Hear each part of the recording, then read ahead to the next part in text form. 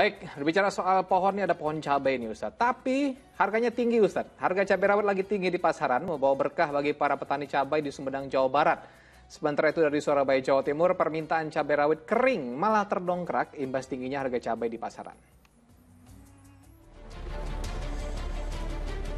Tingginya harga cabai rawit hingga mencapai Rp125.000 per kilogram di Surabaya, Jawa Timur membuat masyarakat mulai beralih ke cabai rawit kering. Bahkan dalam 2 bulan terakhir permintaan cabai rawit kering terus mengalami peningkatan. Tingginya permintaan membuat harga cabai kering ikut terdongkrak. Sebelumnya harga cabai kering berkisar Rp20.000 hingga Rp27.000 per kilogramnya. Saat ini dijual hingga tembus Rp60.000 per kilogram. Banyak yang beralih ke Lombok kering karena Lombok sekarang mahal 110. Pasarnya nggak nonton. Kalau Lombok kering ini berapa harganya? 60. Ya. Sementara itu melonjaknya harga cabai di sejumlah pasar di Indonesia justru membawa berkah bagi para petani cabai di Dusun Cikaramas, Desa Sukawangi, Sumedang, Jawa Barat. Para petani mengaku mendapatkan keuntungan dengan mahalnya harga cabai pada tahun ini. Tahun kemarin mah rawit cuma 15.000, keriting minimal 5.000, 4.000 tahun kemarin. Kalau tahun sekarang mah keriting lagi 33 dari petani 33.30. Kalau rawit mah Bapak beli juga 80. Dari petani itu, bukan di pasar, dari petani. Dusun Cikaramas, Desa Sukawangi, Sumedang, Jawa Barat ini merupakan sentra komoditas cabai. Selain untuk Sumedang, para petani cabai Cikaramas juga memasok cabai ke beberapa kota besar seperti Tangerang dan Jakarta. Ridwan Pamungkas melaporkan dari Sumedang, Jawa Barat. Nah, jika tadi berita mengenai harga cabai yang mengalami peningkatan, Ustadz, ini ada berita mengenai inovasi warga untuk mengantisipasi naiknya harga cabai dengan cara menciptakan lorong sayur di gang rumah mereka. Seperti apa lorong sayur yang diciptakan oleh warga Kelurahan Surya Macan, Yogyakarta tersebut, berikut liputannya.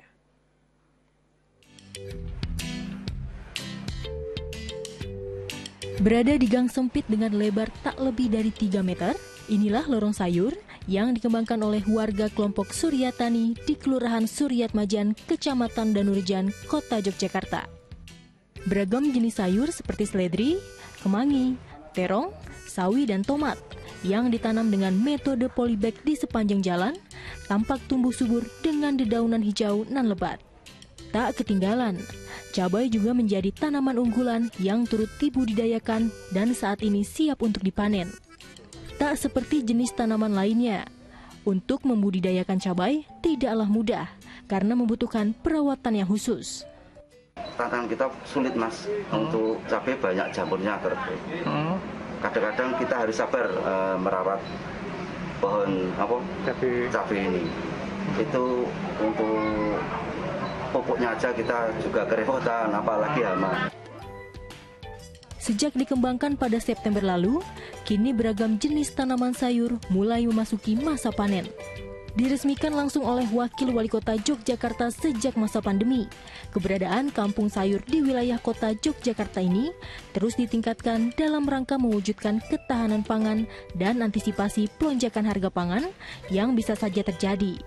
Kita semuanya menyiapkan masa pandemi itu kebutuhan pangan warga itu terpenuhi, termasuk sayur-sayuran. Kita itu di Yogyakarta ada 110 kampung sayur yang sekarang itu sedang diorganisasikan untuk bisa nanti tanamnya bareng-bareng. Termasuk cabai-cabai ini kan juga bagian yang penting karena kebetulan mereka lagi panen hari ini di saat cabai harganya mahal. Diharapkan warga Suryat Majan tak perlu lagi pusing untuk memikirkan kenaikan harga pangan sayuran, khususnya cabai. Lantaran bisa mereka petik langsung dari hasil panen yang mereka tanam sendiri. Nasrul Nasik melaporkan dari Yogyakarta. Masya Allah, ini bisa menjadi salah satu cara untuk mengantisipasi apabila cabai langka di pasaran atau ketika harga cabai melonjak naik ya Ustadz. Karena cabai ini sangat sensitif begitu Ustadz. Naik dikit, naiknya tuh luar biasa besar sekali gitu Ustadz, bisa 100%. Nah Ustadz, apakah dalam Islam ada hadis yang mengajarkan umat muslim untuk bercocok tanam dan menghasilkan sayur mayur sendiri? Bukan beli begitu Ustadz ya, yang tentu saja berguna untuk konsumsi sehari-hari.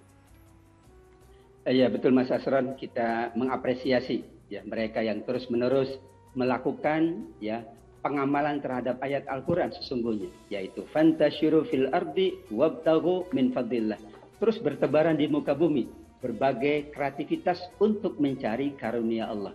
Karena yang dibutuhkan adalah sayuran, terutama cabai dan sebagainya, maka mereka berkreasi untuk dapat menghasilkan cabai dengan ya pola tanam yang sangat luar biasa tadi. Dan Nabi juga mengingatkan bahkan laukanal ghad kiamat. Kalau besok kiamat di tangan kalian masih ada biji korma, kata Nabi apa? Tanamlah. Padahal besok masih kiamat, kita diminta untuk menanam. Kenapa? Menanam itu dua keuntungan. Yang pertama, pemenuhan kebutuhan kita.